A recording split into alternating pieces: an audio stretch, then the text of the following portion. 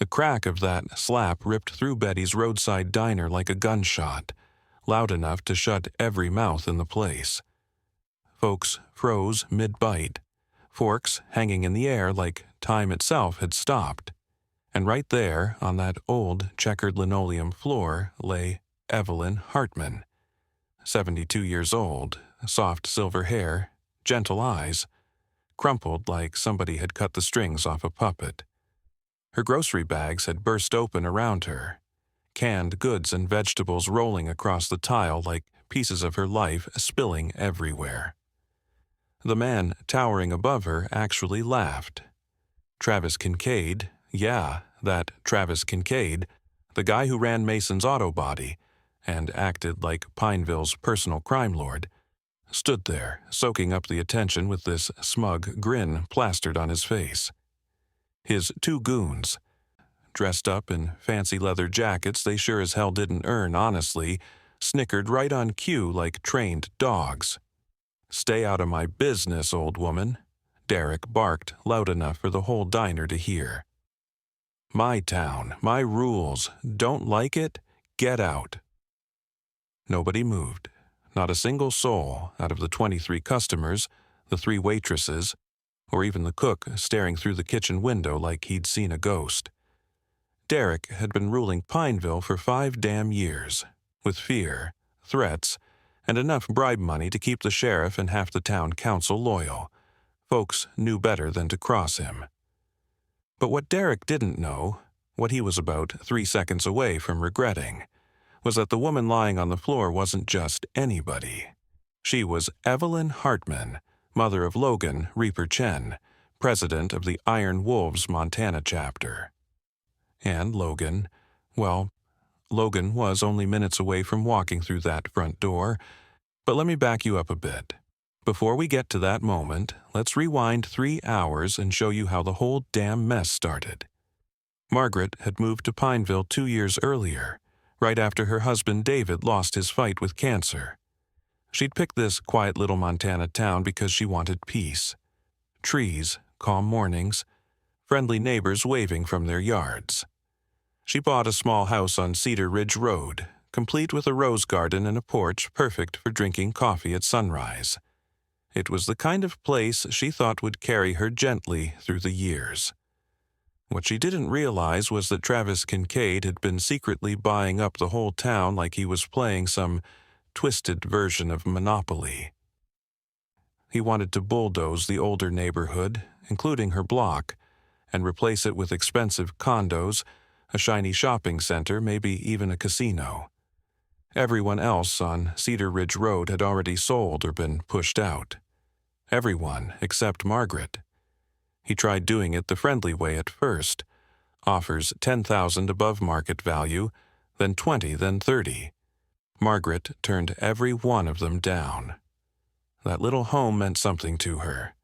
David had picked it with her. She'd planted his favorite roses out back. For her, it wasn't a building. It was memory, love, and the last part of her life that still felt steady. When money didn't work, the intimidation started. Her car got keyed. Garbage showed up on her lawn. Someone spray-painted her fence in the middle of the night. She went to the sheriff, Dawson, a man whose eyes always looked half asleep and whose backbone had gone missing years ago. He wrote down her report, yawned, and tossed it in a drawer. She didn't know Dawson worked for Derek. Hell, half of Pineville did. So that morning, Margaret finally decided enough was enough. She wasn't the kind of woman to pick fights, but she also wasn't someone who'd be bullied off her own land. She heard Derek always had breakfast at Betty's Diner on Tuesdays, running his deals from a corner booth like he was some bargain bin mobster. So she walked there, groceries in hand, heart steady, but determined to set things straight. She stopped at his booth, standing as politely as you please. "Mr. Mason," she said, her voice calm and respectful. "I'm Evelyn Hartman. I believe you've been trying to purchase my home." Derek looked up from his phone, first irritated, then amused. Well, The Cedar Ridge Road holdout finally shows her face. "I came to ask you to stop vandalizing my property," she said, keeping her chin high. "I'm not selling, but I'd appreciate if we kept things civil." That's when his whole expression soured. He pushed himself up from the booth, that big gut of his making the seat groan like it wanted to escape. "Civil?" he sneered. "Lady, I own this town. The sheriff works for me. The mayor works for me. The bank that owns this diner's mortgage, me too. You're nobody. And I'm done being polite." She opened her mouth to respond, but she didn't get the chance, because that's when he slapped her. Hard. The kind of slap not meant to warn, but to punish, to embarrass, to show the whole room who he thought he was. Now she lay on the floor, her glasses shattered, her cheek already turning red and swollen. A lonely can of soup rolled slowly across the diner until it bumped a chair leg and fell still. And everyone just watched, praying silently that Derek wouldn't notice them next. Then the bell above the diner door chimed. Logan Reaper. Chen stepped inside. And I swear, every molecule of air shifted. It felt like the pressure right before a thunderstorm hits. Logan was 42, built like a man carved out of old iron and stubborn will. His leather vest carried the unmistakable Iron Wolves patch, along with a lifetime of rides, scars, and stories stitched into every inch. 25 years in the club, respected in ways that didn't need explaining. He was on his way to see his mother when his phone buzzed. It was his cousin Sarah, the waitress behind the counter. "Your mom just got hit. Mason, she's on the floor. Nobody's helping. Hurry." In 2 seconds, Logan took in the entire scene. His mom down on the tile. Travis Kincaid standing over her laughing. A room full of terrified people who wanted to help but couldn't. He didn't yell. He didn't run. "Mom," he said softly as he walked toward her. His voice was calm, gentle even, but every person in that diner could feel the danger burning underneath. Derek tried to stand tall, tried to sound sure of himself. "This your son? The biker?" But something in Logan's stare knocked the confidence right out of him. The man actually stepped back without meaning to. Logan didn't even look at him. He knelt beside his mother, helped her sit up slowly. "You okay?" he asked quietly. "Did he hurt you bad?" Margaret touched her cheek, tears slipping down. Not from the pain, but from the humiliation. "I'm all right, honey. I just wanted to talk." "I didn't think—" "It's okay, Mom," Logan murmured, lifting her gently to her feet. He sat her in a booth and signaled Sarah for a towel with ice. The storm hadn't hit yet, but it was coming. And Travis Kincaid had no damn idea what he'd just unleashed. Once I had my mother settled and made sure she wasn't hiding any broken bones or serious injuries, that's when I finally turned my attention to Travis Kincaid. "You hit my mother," I said. I didn't ask it. I stated it, cold and flat. Derek puffed his chest back out like he'd found his courage again. "Your mother stuck her nose where it doesn't belong," he growled. "In my town, that comes with consequences. Maybe you ought to teach her some manners or I'll—" He never finished whatever threat he thought he was big enough to deliver. My phone was already in my hand, and I tapped a single contact. Church. It rang once. "Yeah, boss," came a gravelly voice. Alert, awake, ready. Red alert, Betty's Diner, Pineville, full club, now. "How many?" the voice asked. "All of them." I hung up and looked back at Travis Kincaid with something that almost resembled a smile. "You've got about 15 minutes before my brothers get here," I said. "Use that time wisely." And just like always, the people watching, every single one of them, pulled out their phones. If anyone believes bullies deserve consequences, I hope they hit that subscribe button on Stories of Old Ryan. Stories like this matter because they remind folks that good hasn't disappeared from the world. Travis Kincaid wasn't a stupid man, just arrogant. He'd built his little empire by knowing when to push and when to back off. But he'd never been face to face with someone who didn't fear him. Not like this. His jaw twitched, his pride puffed up, and he made a choice his brain was going to regret. You threatening me in my town? I'll have Sheriff Cole Harper haul you and your biker trash out of here before they even... I actually laughed. A cold, humorless sound. Sheriff Cole Harper? The same Dawson you've been bribing for 5 years? The same Dawson the FBI has been watching for months? I tilted my head. That Sheriff Cole Harper? Derek's face drained of color. You're bluffing. Am I? I pulled my phone back out and showed him a screenshot. FBI launches investigation into rural Montana law enforcement corruption. Printed 3 days ago. When you brag in bars about owning the sheriff, Derek, people hear you. And sometimes those people know federal agents. That's when it started. Faint at first. A distant rumble. Then louder. Then deeper, like the earth itself was waking up angry. Through the diner's windows, we all watched the horizon fill with chrome. 5 bikes, then 10, then 20, then more. 40 iron wolves rolled into Betty's Diner's parking lot like a wall of thunder, engines growling low. They formed a perfect semicircle facing the entrance, each man sitting tall, arms crossed, waiting. They didn't storm inside, they didn't have to. Their presence said everything. 15 minutes, I told Derek. Turns out I was generous. Took them 12. For the first time in 5 years, Travis Kincaid actually looked afraid. His 2 buddies slipped toward the back door, abandoning him the second things got real. The customers, who'd been terrified moments ago, now lifted their phones, recording every second. Their fear evaporated in the presence of something bigger than Derek's petty tyranny. "What do you want?" Derek whispered, all that fake confidence gone.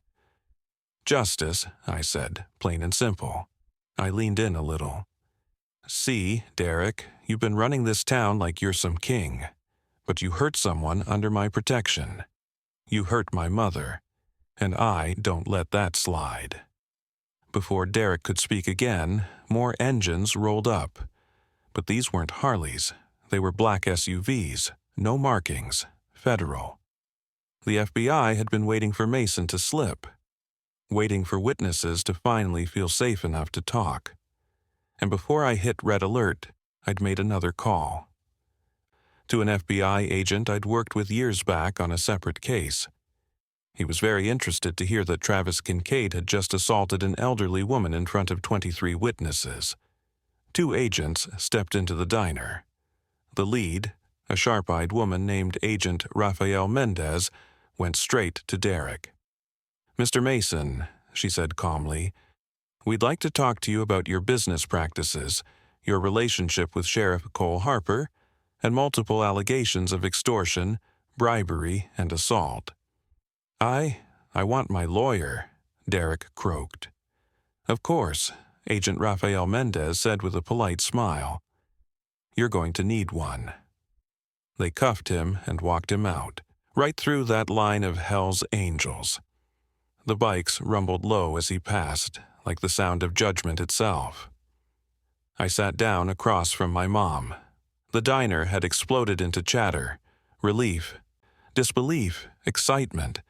The whole range of emotions finally let loose after years of fear. Mom looked at me, eyes wet. "I didn't want you involved," she said softly. "I didn't, Mom," I interrupted gently. "When it comes to you, I'm always involved. No debate." Outside, my brothers hadn't moved an inch. They stayed put. 40 iron-willed guardians making damn sure the FBI could do their job. Making damn sure Derek's remaining buddies didn't try something stupid. and making it clear that from now on, nobody touched Evelyn Hartman. But it didn't end with Derek in cuffs. Over the next 3 weeks, Pineville went through a full transformation. The FBI tore into Sheriff Cole Harper's office and found corruption woven into everything. Bribes destroyed evidence, intimidation of witnesses. Dawson was arrested. The mayor resigned. 2 city council members followed. Travis Kincaid, suddenly facing enough charges to sink a ship, folded like wet paper. He spilled everything: names, accounts, hidden deals. In exchange for a shorter sentence, he surrendered all his holdings. The federal government seized them and sold the properties back to the families he'd forced out. Margaret's house. Derek had forged documents saying she'd agreed to sell. Those were tossed in the trash where they belonged. Her home was safe again. People started calling her a hero, the woman who stood up to the town tyrant. But I didn't want the story to end with arrests and punishments. I wanted something better, something lasting. So 3 weeks later, we met again at Betty's Diner. Only this time the air wasn't filled with fear. It was filled with hope. My brothers were there, but now they weren't intimidating anyone. They were volunteers. My brothers and I told the room, are staying in Pineville for the next month. We're repairing every property Derek damaged. We're helping every business he threatened. We're rebuilding everything he tried to break, free of charge. That's what community means. And we kept that promise. Every damn word of it. For the next 30 days straight, my brothers and I, 40 iron wolves in total, turned Pineville into our personal job site. Sunrise to sundown, wrenches in our hands instead of handlebars. We repaired my mother's fence, repainted houses that had been vandalized, fixed windows Derek's thugs had broken, replanted flower beds that had been stomped flat.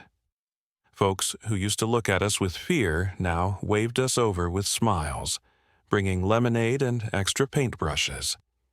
The diner, Betty's place, became our headquarters. Betty cooked for us every day without ever asking for a dime, sliding plates across the counter with that proud little grin she had. Soon enough, half the town was dropping off tools, lumber, and even their own time to help out. Pineville went from divided and scared to united and alive, all because people remembered what it felt like to stand side by side instead of hiding behind locked doors. One college kid, Tanner, had filmed everything from the moment Derek slapped my mother. He spent nights hunched over his laptop, cutting it all together: the slap, the bikers arriving, the FBI rolling in, the rebuilding. He uploaded the documentary-style video to YouTube under the title, How a Biker Gang Saved Our Town. 10 million views in a week. National news grabbed onto it. Suddenly, the Hells Angels, who'd spent decades being misunderstood and painted as villains, were being talked about like heroes.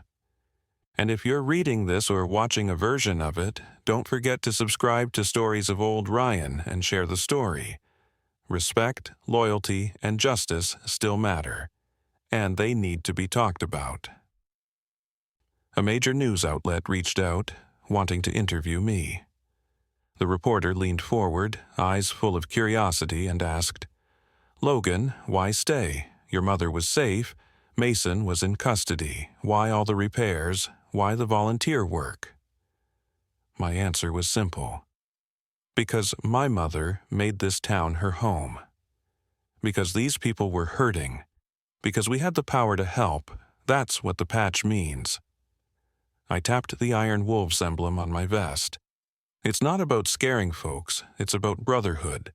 About standing up for the ones who can't. My mother raised me to protect the weak and challenge the powerful. Travis Kincaid was powerful. These folks weren't. The math was simple. 6 months later, Pineville held a ceremony. They renamed the local park Evelyn Hartman Memorial Park. Not because she'd died, but because she'd lived bravely enough to change the whole town. Mom gave a short speech at the dedication, and I stood beside her feeling prouder than I'd ever felt in my life. "I came looking for peace," she said. "I found fear instead, but I also found something beautiful, that good people exist everywhere, just waiting for someone to stand up first. I stood up, my son stood up, then all of you stood up. That's the real story, not the violence, not the arrests. It's the story of a community remembering how to be brave." She had the room in tears. The new sheriff, Dr. Olivia Mercer, tough as nails and brought in by the state to clean house, gave our club a commendation. She handed me a plaque that read, "To the Iron Wolves Montana Chapter, for service above self, for protection of the innocent, and for reminding us that heroes wear many different patches." I'll admit it, I swallowed hard when I read it. Travis Kincaid ended up serving 18 months in federal prison, and when he got out, he wasn't the same man, losing everything, facing what he'd done, staring down the reality of who he'd become. It broke something in him, not in a cruel way, in a necessary one. He came back to Pineville, not with swagger, but with humility. He walked straight to my mother's house on Cedar Ridge Road. I answered the door. Derek stood there, shoulders slumped, eyes red. "I'm not here to make excuses," he whispered. "I'm here to apologize. What I did to your mother, what I did to this town, there's no excuse. I was a monster. I'm sorry." I didn't answer right away. I studied him, the man who terrorized my mother and half the town, and what I saw wasn't the tyrant who'd slapped her. It was a man genuinely ashamed. At last, I stepped aside. "Come in." Inside, Derek walked into my mother's living room, the same place she'd cried after every vandalism, every threat, every fear.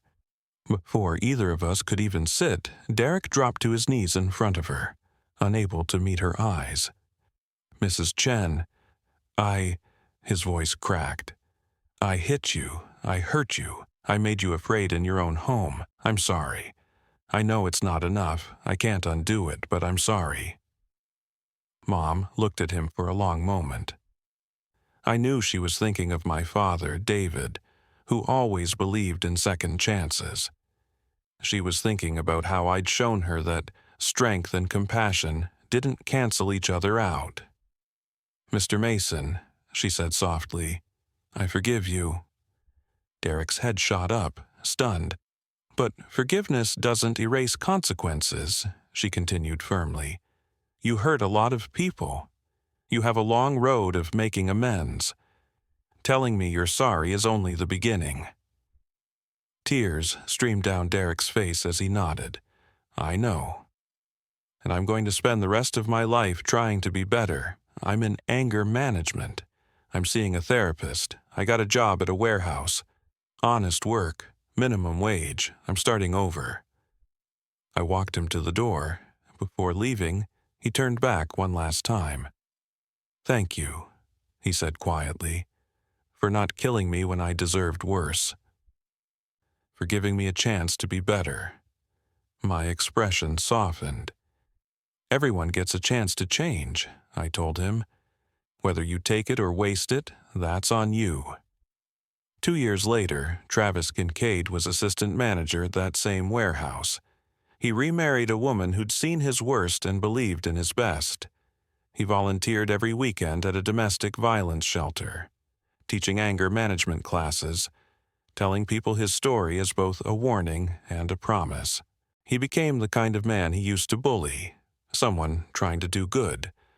My mother still lived happily on Cedar Ridge Road. Her garden became the most beautiful one around. She started a neighborhood watch group, not the type that policed people, but the kind that built friendships. Every Thursday, neighbors gathered in her living room for coffee and conversation. I visited her every month, always with a few of my brothers, always ready to help the town however we could. Pineville and the Iron Wolves built a bond nobody would have believed years earlier, a relationship built on trust, respect, and gratitude. Tanner's documentary? Yeah, Netflix picked it up, expanded it, turned it into a full series about corruption, small-town courage, and unlikely heroes. Mom and I were interviewed for hours. The series won awards, but more importantly, it changed how people saw motorcycle clubs.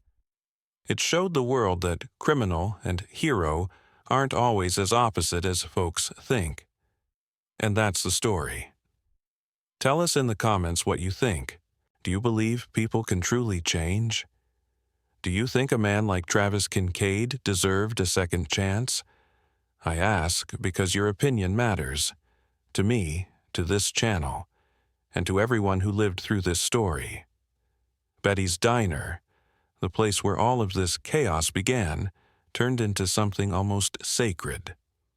Folks from all over the country started driving hours, sometimes days, just to sit in the booth where I made that emergency call, or to stand in the parking lot where 40 iron wolves lined up like an iron wall, or to meet my mother, who still walked in every Tuesday morning for her coffee and slice of peace. Betty even cut out the exact piece of checkered linoleum where my mother fell. She replaced it with a new tile, but kept the old one framed on the wall. Above it, she hung a plaque. This is where courage stood its ground. It marked the spot where a community rediscovered its backbone. 5 years after that day, Pineville held a celebration, something none of us could have imagined back when fear was running the town. Those 5 years changed everything. The FBI swept out corruption from top to bottom. New businesses sprouted up. Property values rose, not because people were bullied out, but because the town had earned it honestly. At the anniversary ceremony in Evelyn Hartman Memorial Park, I was asked to speak. I'll never forget what I said. 5 years ago, a bully hit my mother in a diner because he thought fear made him powerful. But power isn't measured by intimidation. Power is 40 brothers dropping everything to ride across the state because one of our mothers needed us. That's power. That's brotherhood. That's what this patch stands for. The crowd roared. My club stood quietly, hands over hearts. Tough men honoring something sacred. Later, a reporter asked my mother how she felt about everything that had happened. I came here looking for peace, she said, eyes glistening with pride. Instead, I found a war. But through that war, we found something better. Justice, community, and courage. When good people stand together, corruption falls, bullies crumble, and small towns rise again. When the reporter asked what message she wanted to share with others facing corruption, she answered, "Stand up, speak out, find your Logan or be your own. Be the person who finally says enough." That's how change starts. Not through heroes, but through ordinary people refusing to stay silent. That quote went viral. Enough is enough became a national rallying cry. At 77, my mother accidentally became an activist.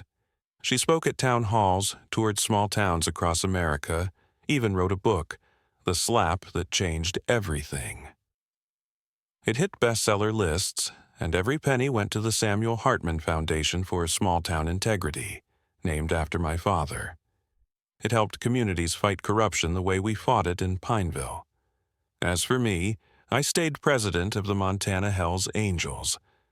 But my mission evolved.